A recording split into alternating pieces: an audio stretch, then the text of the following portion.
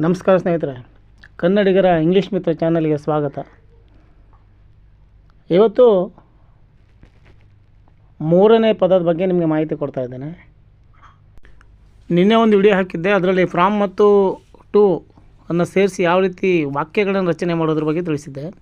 ನೋಡಿ, ಇವತ್ತು ಮೂರನೇ ಪದ ಅಂದರೆ ವಿತ್. ದಿಂದ ಮತ್ತು ಇಂದ ಅಂತಲೂ ನಾವು ಯೂಸ್ ಮಾಡ್ತೀವಿ. ಅಂದರೆ ಇದನ್ನು ಸಾಧನ ಅಂದರೆ ಏನು, ಕೈಯಲ್ಲಿ ಒಂದು ಕೆಲಸಕ್ಕೆ ಬಳಸುವಂಥ ವಸ್ತುಗಳನ್ನು ನಾವು ಸಾಧನಗೊಳಿಸ್ತೇವೆ. ಉದಾಹರಣೆಗೆ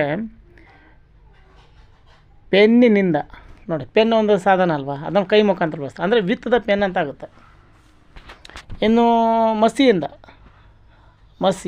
ಅಂದರೆ ವಿತ್ ದ ಇಂಕ್. ಆಮೇಲೆ ಕೋಲಿನಿಂದ ಅಂದರೆ ವಿತ್ ದ ಸ್ಟಿಕ್. ನೆಕ್ಸ್ಟ್ ಪೆನ್ಸಿಲಿನಿಂದ ಅಂದರೆ ವಿತ್ ದ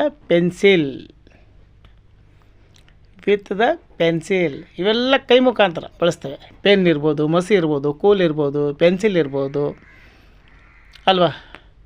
ಇನ್ನೂ ಭಾಳಷ್ಟು ಕೈಯಿಂದ ಏನು ಬಳಸ್ತೀವಿ ಆ ಪದವನ್ನು ಬಳಸಿ ಈ ರೀತಿ ವಾಕ್ಯಗಳನ್ನು ರಚಿಸ್ಬೋದು. ಮತ್ತು ಕೈಯಿಂದ ಹ್ಯಾಂಡ್ ಅಂದರೆ ನಮ್ಮ ಕೈ ಅಲ್ವಾ, ಕೈಯಿಂದ ನೋಡಿ ವಿತ್ ದ ಹ್ಯಾಂಡ್ ಆಗುತ್ತೆ. ವಿತ್ ದ ಹ್ಯಾಂಡ್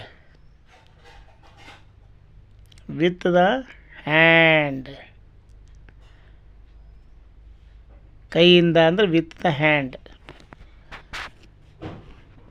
ನೋಡಿ. ನೆಕ್ಸ್ಟ್ ಬಂದೂಕಿಂದ ಅಂದರೆ ವಿತ್ ದ ಗನ್. ಬಂದೂಕನ್ನು ನಾವು ಎಲ್ಲಿ ಬಳಸ್ತೀವಿ, ಕೈಯಿಂದ ಮುಖಾಂತರ ಬಳಸ್ತೀವಲ್ವಾ, ಅದನ್ನು ವಿತ್ ದ ಗನ್ ಅಂತ. ಇನ್ನು ಬೆಂಕಿಯಿಂದ ವಿತ್ ದ ಫೈರ್.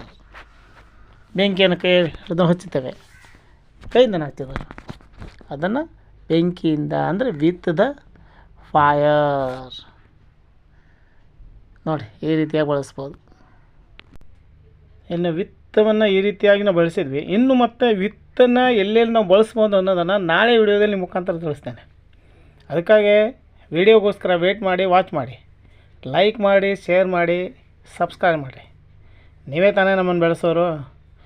ನೀವು ಹೆಚ್ಚು ನಮ್ಮ ವಿಡಿಯೋಗಳನ್ನು ನೋಡ್ತಾ ಇದ್ದರೆ ನಾವು ಹೆಚ್ಚು ವಿಡಿಯೋಗಳನ್ನು ಮಾಡಲಿಕ್ಕೆ ನಮಗೆ ಉತ್ಸಾಹ ಬರುತ್ತೆ. ಥ್ಯಾಂಕ್ ಯು ಸ್ನೇಹಿತರೆ.